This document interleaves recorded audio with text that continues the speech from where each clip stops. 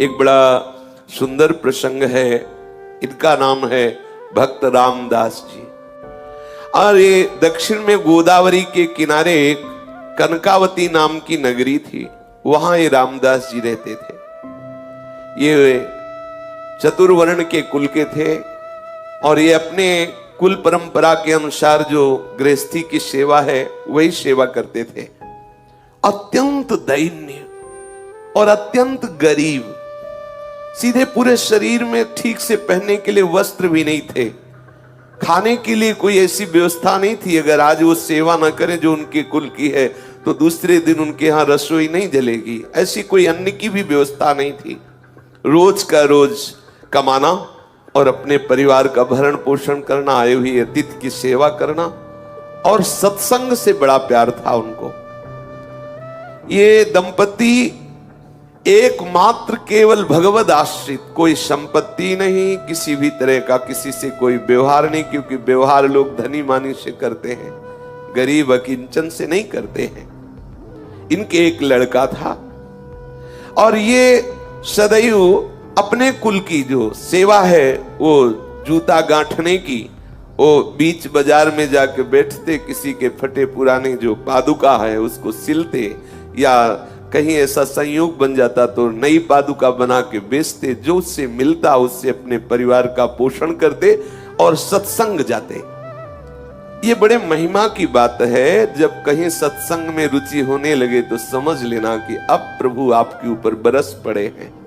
सत्संग में रुचि होना अर्थात भगवत प्राप्ति का मार्ग खुल गया है, क्योंकि सत्संग सुनने वाले को निश्चित निश्चित अविद्या का नाश करके भगवत अनुराग की प्राप्ति होती ही होती है। सत्संग से विवेक प्रकट होता है, विवेक जो है मोह का नाश कर देता है। सत्संग में सबसे पीछे जाके बैठते और जो वैष्णव भगवत चर्चा करते, ये उनके मुख की तरफ ताकते रहते। कोई पढ़े लिखे तो थे नहीं, तो जो बात समझ में आती नहीं तो बस सुनते, और जब भगवान नाम कीर्तन होता तो नाचने लगते। उनका साहस भी नहीं हुआ कि उन वैष्णव से कह सके कि आप हमें दीक्षा दीजिए। बस सत्संग में जो नाम कीर्तन होता उसी नाम को उन्हें पकड़ लिया, बस मन में बार बार कृष्ण गोविंद ऐसा बोलते। और एकांत में वो कभी कभी पुकार उठते हृदय से, हे हरि मैं जैसो तैसो तेरो, हे हरि मैं जैसो तैसो तेरो। इतना ही याद हुआ, बस इतना ही। पद नाम से, शास्त्र स्वाध्याय नाम से बस इतना ही, हरि मैं जैसो तैसो तेरो। और सत्संग में नियमित जाके बैठना, कुछ समझ में आए या ना आए, जब नाम कीर्तन होता तो बड़ा आनंद मिलता। और वही कृष्ण कृष्ण गोविंद गोविंद हरि हरि, और बीच बीच में आ भर के हरि मैं जैसो तैसो तेरो, मैं जैसा हूं वैसा आपका हूं, मैं जैसा हूं हे हरि आपका हूं। तीन प्राणी, स्वयं, पत्नी और पुत्र, जो इस सेवा से उनको अर्थ मिलता, उससे परिवार का पोषण, कोई अतिथि पधारता उस अतिथि की सेवा, और जो सत्संग में जाते नियमित, बस उनके हृदय में एक बात बैठ गई, कैसे कैसे इस जगत के मालिक को रिझाऊं। ना तो मेरे में कोई योग्यता है, ना पढ़ा लिखा हूं, ना धन है, ना पवित्रता है, मैं किसी योग्य नहीं, कैसे रिझा। क्या मेरे से कभी प्रभु रीझ सकते हैं? बिल्कुल बिल्कुल अनपढ़, कोई शास्त्र का ज्ञान नहीं, कोई पवित्रता का ज्ञान नहीं, कोई पद्धति का ज्ञान नहीं। आप देखिए, प्रभु केवल भक्ति से प्रसन्न होते, जानते भी नहीं हो कि भक्ति किसे कहते हैं। आगे इनके प्रसंग में देखिए, एकदम भोले भाले, जानते भी नहीं कि भगवान की कोई भक्ति भी होती, बस सत्संग में पहुंच जाना। जैसे सत्संग हो रहा है, पहली बार गए, बैठ गए, अच्छा लगा, क्योंकि सत्संग का एक जो वातावरण होता है, कोई कितना भी अज्ञानी विषय जीव हो, उसके हृदय को परम शांति शीतलता, तभी नींद आ जाती है अगर वो किसी को नींद ना आती हो तो सत्संग में बैठ जाओ, इंद्रियों को विश्राम मिलता है। भले वो सोच समझ ना हो तो भी उसको विश्राम मिल जाएगा, वो नींद में चला जाएगा। अगर वो सतोगुणी है, भगवत भक्त है, तो भाव में चला जाएगा, और अगर उसकी पहुंच नहीं हुई भाव में तो वो विश्राम को प्राप्त होता है। समस्त इंद्रियां सुखद अनुभव करने लगती हैं, धीरे धीरे विवेक बढ़ता है। अब वो बीच बीच में जैसे जूता गांठ रहे तो बीच बीच में एकदम रुक जाते और पुकार उठते, हरि मैं जैसो तैसो तेरो, हरि मैं जैसो तैसो तेरो। कैसी बढ़िया बात, इससे बढ़कर कोई बात ही नहीं, कोई बात ही नहीं। मैं जैसा हूं आपका हूं हरि, मैं आपका हूं जैसा। बस बार बार कृष्ण गोविंद कृष्ण गोविंद कृष्ण गोविंद, बीच बीच में आह भर कर, हरि मैं जैसा हूं आपका हूं, हरि मैं जैसो तैसो तेरो। ये बात उनको इतनी प्यारी लगी, हरि मैं जैसो तैसो तेरो। अब ये इसी को गुनगुनाते, सदैव इसी को गुनगुनाने लगे, हरि मैं जैसो तैसो तेरो। निरंतर इस पंक्ति को गुनगुनाना और वो अपने कार्य को करना। उनके हृदय में इस पंक्ति का मर्म उतरा। जो हम बोलते हैं, जो हम सुनते हैं, वही मनन होता है। जो मनन होता है वही हमारे अनुभव का विषय बन जाता है। जैसे हम विषय वार्ता सुने, विषय वार्ता बोले, विषय चिंतन करें तो हम विषयी हो जाते हैं, कामी हो जाते हैं। यदि हम नाम कीर्तन सुने, गुण कीर्तन सुने, उसी का गायन करें, उसी का चिंतन करें तो हम भक्त हो जाते हैं, हम भगवत प्रेमी हो जाते हैं। तो वो बार बार इसी का गान करते हुए, इसी का चिंतन करते हुए इसके मर्म को प्राप्त हो गया। मर्म को प्राप्त होने का मतलब भगवत संबंध हृदय में आ गया। मैं हरि का हूं, हरि मैं जैसो तैसो तेरो। ये पंक्ति गुनगुनाना सचमुच चमत्कार हो गया। उसके मन की स्थिति का परिवर्तन इस सूत्र ने कर दिया, हरि मैं जैसो तैसो तेरो। प्रभु तो भाव के भूखे हैं, वे श्रद्धा रहित, प्रेम रहित, अपनापन रहित कोई वेद मंत्रों का कितना भी उच्चारण करे, कितना भी पाठ करे तो उसका पुण्य होगा, भगवान थोड़ी प्रसन्न हो जाएंगे। प्रभु तो केवल केवल भाव, आपके आंतरिक भाव को स्वीकार करते हैं। रामदास जी का एक विशुद्ध सरल भाव, हरि मैं जैसो तैसो तेरो। कभी कभी वो आंसू बहाते हुए ये गान करने लगते, हरि मैं जैसो तैसो तेरो। अब एक दिन की बात कि एक चोर मंडली किसी धनी मानी भक्त के घर में गई, जो गृहस्थ भक्त होते हैं, खूब धन संपदा थी।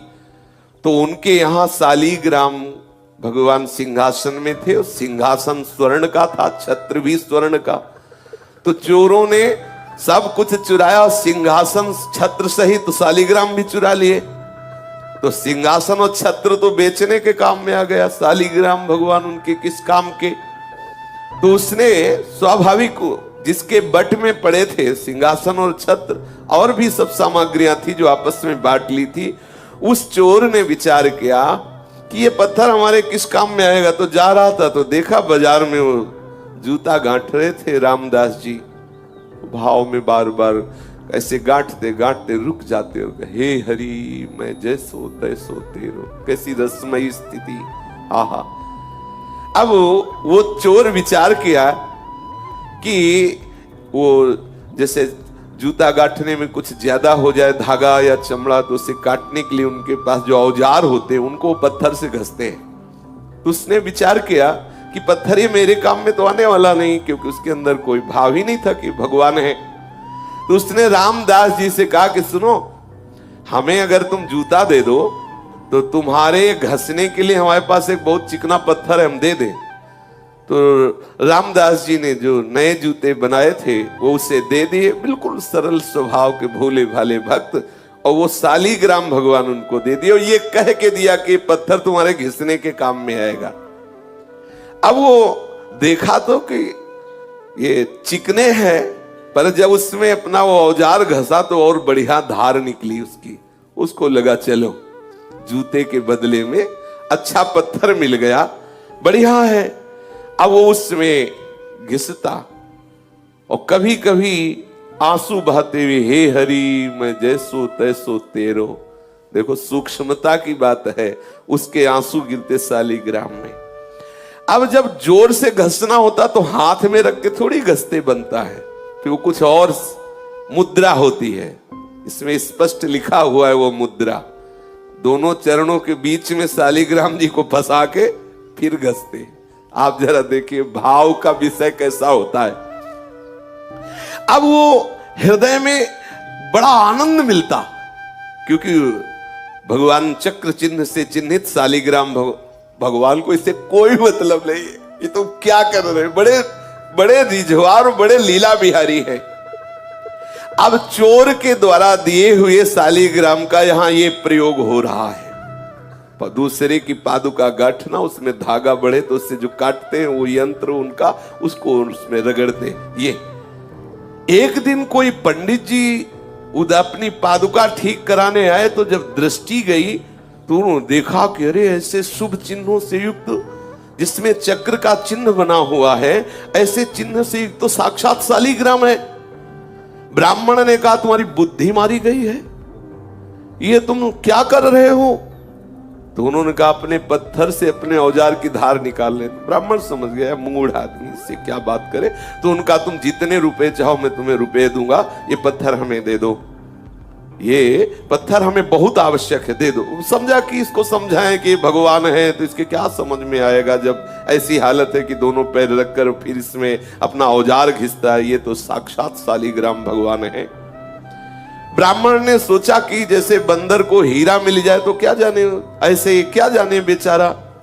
उन्होंने कहा कि तुम जितना रुपया चाहो मैं तुम्हें दे सकता हूं, तो ये हमें पत्थर तुम दे दो, मुझे अच्छा लगा, ये पत्थर मुझे दे दो इसलिए मैं ले रहा हूं। अब उसने कहा कि मेरे तो बहुत काम में आए हैं ये पत्थर, लेकिन तुम्हारी इच्छा है तो मैंने ना पैसे दे के लिए हैं और ना तुमसे पैसे लेना है, आप ले जाओ, कोई बात नहीं है। ब्राह्मण ये सुन करके आनंदित हुआ और उसने वो शालिग्राम भगवान ले लिए। ब्राह्मण से कहा कि जो मैं मेहनत करता हूं जूता गांठ करके, उससे जो मिलता है मेरे परिवार का, उससे भरण पोषण होता है, मुझे इस पत्थर के बदले में कोई धन नहीं चाहिए, ले जाओ। कोई मुझे हवेली नहीं बनवानी, कोई मुझे सुखपूर्वक नहीं रहना, क्योंकि अगर सुखपूर्वक रहूंगा तो मैं भूल जाऊंगा प्रभु को, इसीलिए मैं जानबूझ करके उतना ही कमाता हूं जितने से रोज उधर भर जाए। इतना कह करके रामदास जी ने वो पत्थर दे दिया जो शालिग्राम भगवान है। पंडित जी ने देखा दुर्लभ सद्गुणों से युक्त तो शालिग्राम, बड़े आनंदित हुए, घर में आए, सुंदर जल से दुग्ध से अभिषेक कराया, सुंदर सिंहासन में विराजमान किया, षोडशोपचार मंत्रों से पूजन किया और ये विचार किया कि भगवान मेरी इस चेष्टा से प्रसन्न होंगे, क्योंकि वहां क्या सुख पा रहे थे और यहां हम उनको क्या सुख पहुंचा रहे। मंत्रों से उच्चारण करना, पंचामृत से स्नान कराना, तुलसी जी ऊपर विराजमान करना, आदि आदि जो पद्धति से सेवा पूजा है। अब पंडित जी की इस प्रकार की सेवा पूजा से ठाकुर जी असंतुष्ट हो गए। अब लियो कैस न जाने कौन से गुण पर दया निधि रीझ जाते हैं। आहा, पंडित जी पूरी पूजा विधि जानते थे, पर हृदय से प्रभु के प्रति अपनापन नहीं था, भक्ति नहीं थी, प्रेम नहीं था। और ये अब आप समझ लो किस कोटि के भक्त है, कुछ ज्ञान ही नहीं है, परंतु इनके हृदय में है कि मैं प्रभु का हूं, प्रभु मेरे हैं। कभी कभी आंसू बहाते तो वो आंसू जो शालिग्राम भगवान के ऊपर गिरते, उससे बड़ा पंडित जी का पंचामृत नहीं। और जो आह भर के पुकारते कृष्ण कृष्ण गोविंद गोविंद हे हरि मैं तेरा, इससे बढ़कर वेद मंत्र अच्छे नहीं लगे ठाकुर जी को। ठाकुर जी ने स्वप्न में एक वैष्णव का रूप धारण किया और उन ब्राह्मण से कहा कि तुम सीधे हमको उन रामदास के पास पहुंचा दो। हाँ, कहा कि ये तुम्हारा षोडशोपचार पूजन, ये पंचामृत अभिषेक और ये तुम्हारा सिंहासन में विराजमान करना मुझे बिल्कुल अच्छा नहीं। मुझे उसकी सूखी रोटी और आह भरी पुकार ने खरीद लिया है, मुझे वहीं पहुंचाओ।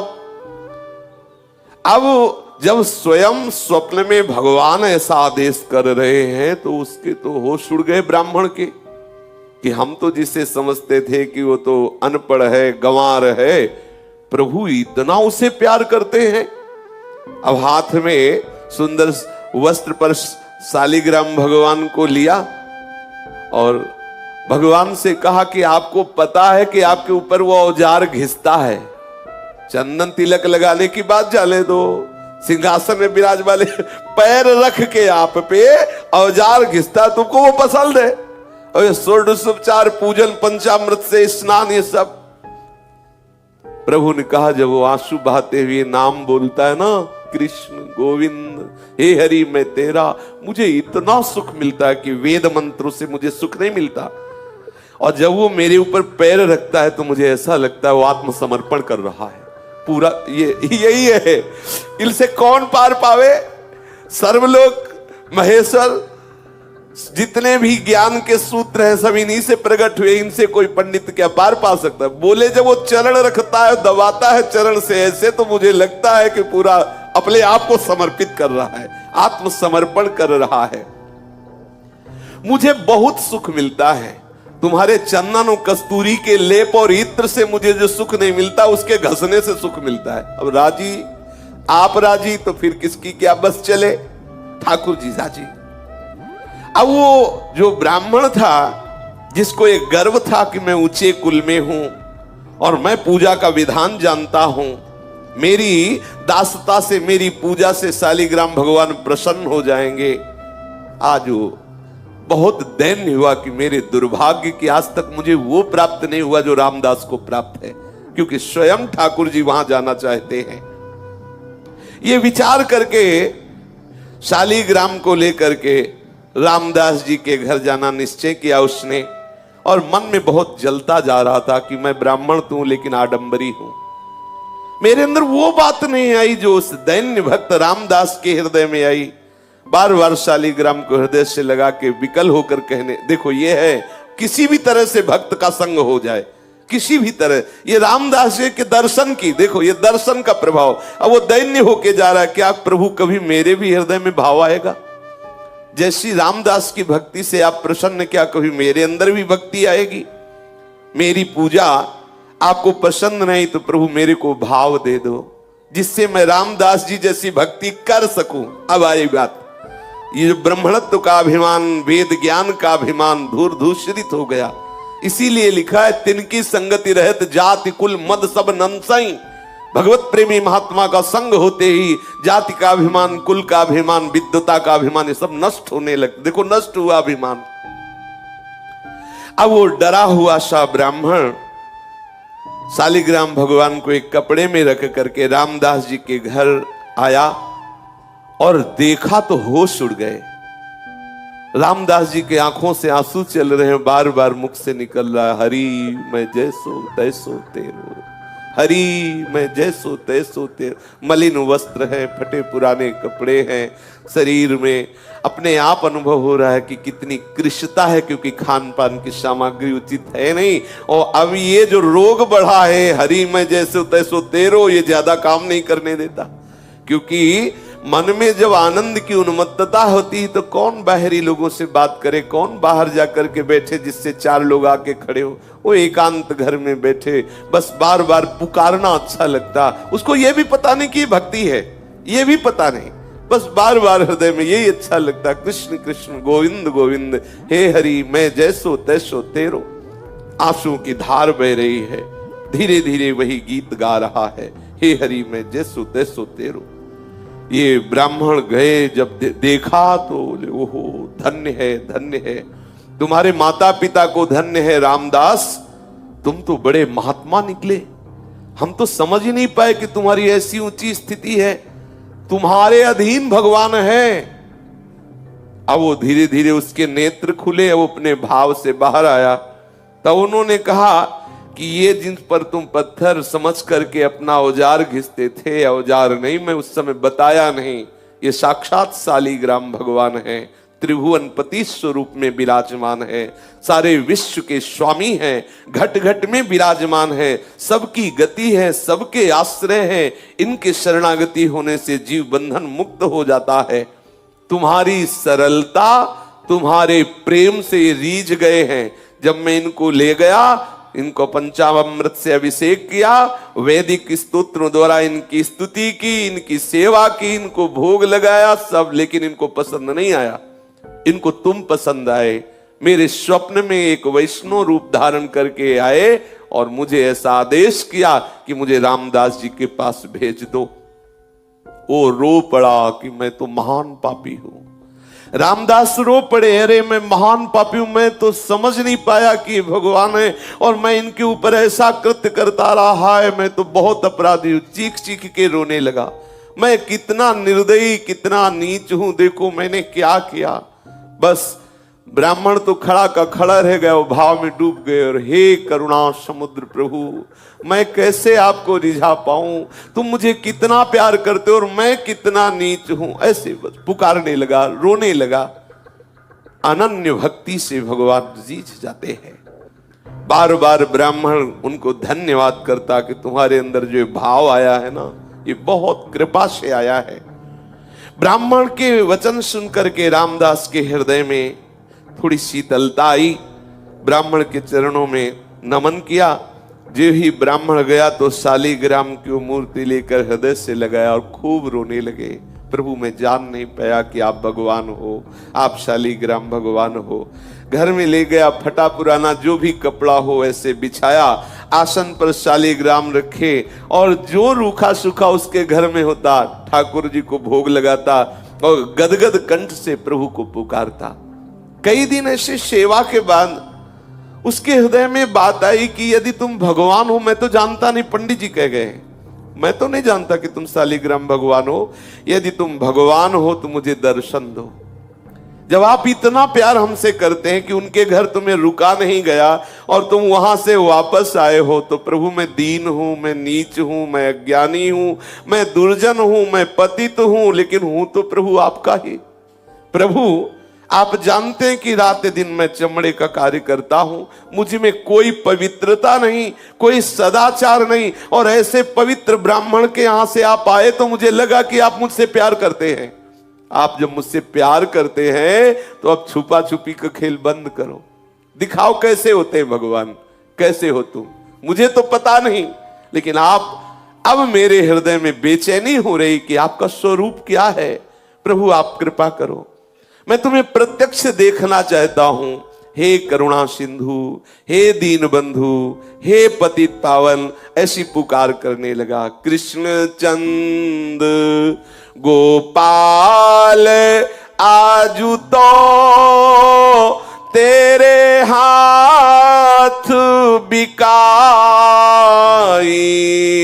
कृष्ण चंद्र गोपाल आज तो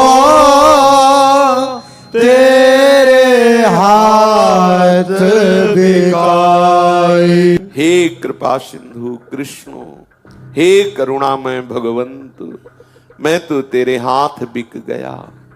हे प्रभु, हे मोर मुकुट धारण करने वाले, हे वैजंती माला धारण करने वाले, हे कृपा सिंधु पीतांबरधारी, आप मुझे दर्शन दीजिए, अपनी कृपा से आप दर्शन दीजिए। मैं तो पतित हूं, नीच हूं, पर शरणागत हूं, शरण गए की लाज रखिए प्रभु। अब मेरे हृदय में बड़ी विकलता हो रही, मैं आपका दर्शन चाहता हूं।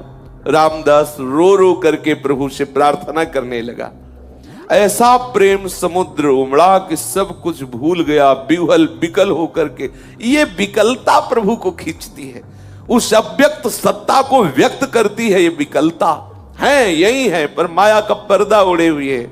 जब हम ऐसे विकल हो जाए, जैसे मछली जल के बिना तड़पती है, ऐसे हमारे अंदर विकलता हो और रहा नहीं जा रहा। देखो कैसी स्थिति आ गई, अब जिया नहीं जा रहा, विकलता हो गई। चीख चीख करके अपने घर में रो रहा है। शालिग्राम ठाकुर जी सामने हैं, रो के कह रहा मुझे दर्शन चाहिए। सब भूल गया। कभी कभी तो ऐसा भाव आ जाता कि नाच नाच के रिझाता कि मेरे नृत्य से रिझ जाओ। कैसी शोभा, फटे पुराने कपड़े हैं, कृष्ण शरीर है, और भाव में भीना हुआ सामने एक कपड़े में विराजमान शालिग्राम, नाच नाच के ये भाव की इसी नृत्य से रिझ जाओ प्रभु। मुझ गरीब के पास तो कुछ रिझाने के लिए नहीं है, कभी रो रो के प्रभु मेरे रोने से रिझ जाओ। ऐसी भावना से वो विकल होकर प्रभु से पुकारने लगा। अब तो प्रेम के जो अष्ट सात्विक भाव हैं उसके हृदय में उदय होने लगे। कभी हंसता, कभी रोता, कभी चुप शांत बैठ जाता, कभी गान करता, कभी हे हरि मैं जैसो तैसो तेरो, ऐसा पुकार उठता। उसके हृदय में इतनी जोर से लालसा जागी कि प्रभु का वियोग इससे असह्य हुआ और प्रभु को असह्य हो गया अब रुकना। ये है भक्त की सामर्थ्य। असह्य हो गया प्रभु को भी रुकना। अब प्रभु नहीं रुक सकते, विकलता हो गई। प्रभु विकल हो गए। अब वो गदगद कंठ से हे वंशीधर, हे मदन मोहन जोर जोर से पुकारने लगा। हे वंशीधर, हे मदन मोहन, तुम्हारे चरणों में बार बार नमस्कार है। मुझ गरीब की पुकार सुनो। कहाँ हो आनंदमय, कहाँ हो श्याम सुंदर, मुझे दर्शन दो, ऐसे पुकारने लगा। प्रभु यद्यपि मैं समझ रहा हूं कि जैसे छोटा सा बालक चांद को खेलने के लिए मांगे, ऐसे ही मेरी बात है। कहां मैं नीच अधम, कहां बड़े बड़े तपस्वी ऋषि जो आपको दुलार करते रहते ध्यान के द्वारा, कहां मैं अपवित्र। पर प्रभु मैं हूं तो आपका ना। मैं क्षुद्र हूं, दीन हूं, नीच हूं, जैसा भी हूं आपका हूं। पर अब मेरे हृदय में एक ही है, आपके दर्शन नहीं मिलेंगे तो मैं प्राण त्याग दूंगा। मैं नहीं जी सकता आपके बिना। क्या करूं, मुझसे जिया नहीं जा रहा। ये स्थिति है। कैसी कृपा होती प्रभु की अपने भक्तों पर, प्रभु के बिना जिया नहीं जा रहा। ये मतलब अब इस बात में केवल वाणी लड़खड़ाती है, ये केवल प्रभु देते हैं। भजन साधन सब एक तरफ, ये बात अब जिया नहीं जा रहा। वो हृदय में ऐसी विकलता, एकांत तो बैठा हुआ पुकारता रहता है, अब जिया नहीं जा रहा। ये बात जिनके हृदय में आ गई, बस मिलन नजदीक है। जब जिया न जाए, नहीं खान पान ते भावे, नहीं कोमल वसन सुहावे, सब विषय लगे ते खारा है, हरि आशिक का मग्न। अब कुछ अच्छा नहीं, बस अब जीवन है तो हरि से है, अगर नहीं मिले तो जीवन नहीं। ऐसी विकलता हृदय में। अब मैं तुम्हारे लिए ही जी रहा हूं, बस हमारा जीवन प्रभु के लिए है। प्रभु यदि आप न आए तो इस जीवन का अंत हो जाएगा, क्योंकि अब कुछ सुहाई नहीं दे रहा। मैंने तो कभी जाना ही नहीं कि तुम प्रभु हो। देखो मैंने आपका निरादर किया, पर आपने प्यार किया। मैंने निरादर किया, मैंने जाना ही नहीं कि तुम शालिग्राम के रूप में चोर के द्वारा मेरे पास स्वयं आए हो। मैंने जाना ही नहीं। मैंने तो औजार घिसा, आपके ऊपर चरण रखे, आपको माना ही नहीं कि आप भगवान हो, लेकिन आप मुझसे प्यार करते हो। मैं उसी प्यार की दुहाई दे के कह रहा हूं कि आप मेरे से मिल जाओ, मेरे से मिल जाओ हे कृपा सिंधु। तभी मेरे अंदर ये हिम्मत आई कि मैं ऐसा कह सकूं कि मेरे से मिल जाओ। दीन दयालु, मेरा साहस आपकी कृपा पर निर्भर है। बोलो, आप एक सदाचारी वेदज्ञ ब्राह्मण के यहां जाकर भी संतुष्ट नहीं हुए, मुझ मैले कुचेले आचरण वाले के घर आए प्रभु, इसीलिए मेरा साहस हो रहा है। आप एक बार मेरे नेत्र गोचर हो। यदि दर्शन ना देना होता तो ये आपने ललक क्यों लगाई? ये आपने ललक क्यों लगा? आप क्यों आए मेरे पास? क्यों मुझे सत्संग में ले गए? क्यों वो बातें सुनाई? क्यों अपना नाम अपनी जिह्वा पे लाए? क्यों ऐसी लीला की? मैं तो जैसा था वैसा पड़ा रहता, लेकिन आपने ही ये ललक लगाई, आप ही मुझे आगे बढ़ाए। तो अब आप मिल जाइए प्रभु, मैं जैसा हूं तुम्हारा हूं, अब मिल जाइए। बस बार बार यही, एक बार सांवरे ये अपना चांद सा मुखड़ा मुझे दिखा दो। मेरा चित्त विकल हो रहा है, हे मेरे मनमोहन करुणा की वर्षा कर दो। इस दीनहीन कंगाल के पास कुछ ऐसा नहीं है जिससे मैं तुम्हें रिझा पाऊं। इस प्रकार विकलता हुई। भक्त का विशुद्ध भाव भगवान को अधीन कर लेता है। इसी विशुद्ध भाव की स्थिति में कोई भी विकार उसके हृदय में नहीं टिकता। काम, क्रोध, लोभ, मोह, दम, ये सब नष्ट हो जाते हैं। हृदय एकदम द्रवित, निर्मल और आंसुओं की धार के रूप में हृदय बहने लगता है। रामदास जी की प्रेम भरी पुकार सुनकर के उस सर्वेश्वर प्रभु स्थिर न रह सके। वो एक वैष्णव का रूप बनाया और रामदास जी के घर पहुंचे। रामदास जी के तो आंसू चल रहे थे, प्रभु से पुकार रहे थे। वो मस्ती में झूम रहा था, कभी कभी नाच पड़ता, कभी कभी अश्रु प्रवाह करते हुए कुछ बड़बड़ाता जो समझ में भी नहीं आता। कभी कभी शालीग्राम की मूर्ति उठा के हृदय से लगाता, चूमता, अपने नेत्रों में लगाता। कभी कभी मूर्ति लेके नाचने लगता, कभी मूर्ति को रख के साष्टांग दंडवत करने लगता। ऐसे और भगवान वहां खड़े हैं वैष्णव रूप। प्रेम दशा का निरीक्षण करके मुस्कुराते हुए उससे बोले, अरे भैया, ये तू नाच कूद क्यों मचा रहा है? कुछ मिल गया क्या तेरे को? ये बड़बड़ा क्या रहा है? ये काम धंधा छोड़ करके ये हाथ में क्या लिए है शालीग्राम के लिए? प्रभु वैष्णव रूप में घर गए और ऐसा पूछा। रामदास जी को आवाज सुनाई दी तो बाह्य चेतना हुई। आंख खोल करके देखा कोई वैष्णव है। साष्टांग दंडवत प्रणाम किया। सामने देखा दिव्य मूर्ति, द्वादश तिलक लगाए हुए कोई वैष्णव खड़ा है। विनीत भाव से हाथ जोड़कर कहा, प्रभु मैं तो महामूर्ख और अपवित्र नीच प्राणी हूं। मेरे से अपराध ही बनते रहते। मैं क्या आपके प्रश्नों का जवाब दूं कि मैं किसको लिए हूं, क्या बड़बड़ा रहा हूं, क्या बोल रहा हूं? मन का कुटिल हूं, विद्या बुद्धि बिल्कुल है नहीं, पवित्रता का तो लेश नहीं है। पर ये जब से मिले, शालीग्राम दिखाया और कहा, ये जब से मिले तब से मेरे हृदय में कुछ हो रहा है, बेचैनी हो रही, मुझसे अब जिया नहीं जा रहा। वैष्णव ने कहा कि तुम इन्हें भगवान समझकर पूजते हो? हाँ हाँ भगवान है, ऐसा ब्राह्मण ने बताया है। इसीलिए मेरे अंदर एक आकांक्षा हो गई कि मैं भगवान को साक्षात देखना चाहता हूं। मुझे दर्शन नहीं हुए। मुझे लगता है कि मुझे पूजा विधि नहीं आती है, कोई मंत्र आदि नहीं आता। जैसा मन में आता वैसे सेवा करता हूं, जो मन में आता वैसा बोलता हूं। क्या दीन दयालु प्रभु मेरे पे रीझ जाएंगे? ओ वैष्णव से ऐसा रामदास जी पूछते हैं। रामदास जी ऐसा कहते कहते चिल्ला चिल्ला कर रोने लगे कि मुझे न पूजा विधि आती, न वस्तु पूजा की है, न कोई शास्त्रों का ज्ञान है। क्या प्रभु मेरे से रीझ जाएंगे? वैष्णव वेशधारी भगवान ने आश्वासन दिया और कहा कि भाई ये तो ठीक है जो तुम कर रहे हो, लेकिन भगवान के दर्शन की बात तुम्हारे हृदय में आई, ये ठीक नहीं है। और भगवान ये वैष्णव रूप में आए। अरे बड़े बड़े देवता, योगी, मुनिजन कितने काल तक तपस्या करते हैं, ध्यान धरते हैं, समाधि में रहते हैं, वो दर्शन नहीं पाते तो तुम जैसे मनुष्य को कैसे भगवान दर्शन देंगे?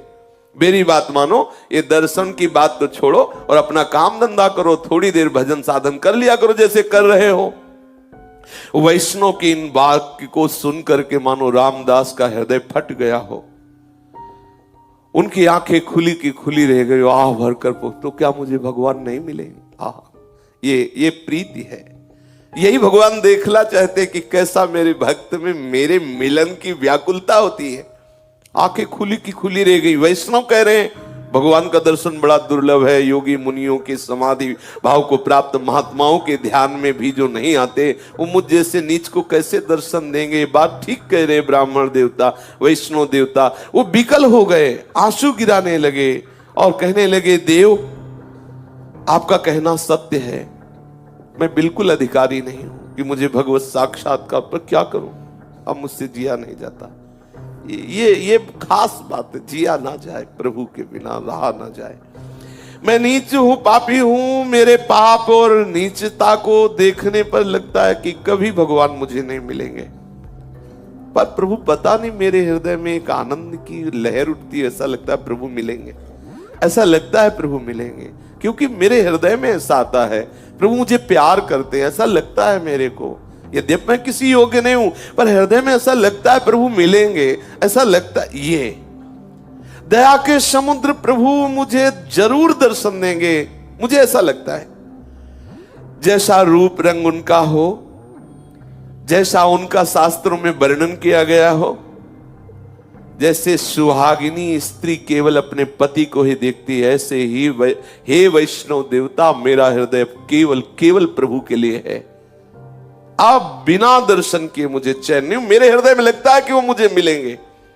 मेरे स्वामी बड़े करुणा सिंधु, तुम भले ऐसा कह रहे हो, चाहे जो कुछ हो मुझे दर्शन मिलेंगे, और ऐसा कह के नाचने लगा, मुझे मिलेंगे, अवश्य मिलेंगे। यही बार बार सत्संग में जैसे कहते, निश्चय करो इसी जन्म में भगवत प्राप्ति होगी। कोई आके कहे तो इस बात से मत टलना, मुझे इसी जन्म में प्रभु मिलेंगे। आपका ये बार बार चिंतन निश्चय प्रभु को विवश कर देगा, और वो आपसे प्रभु का मिलन हो ही जाएगा।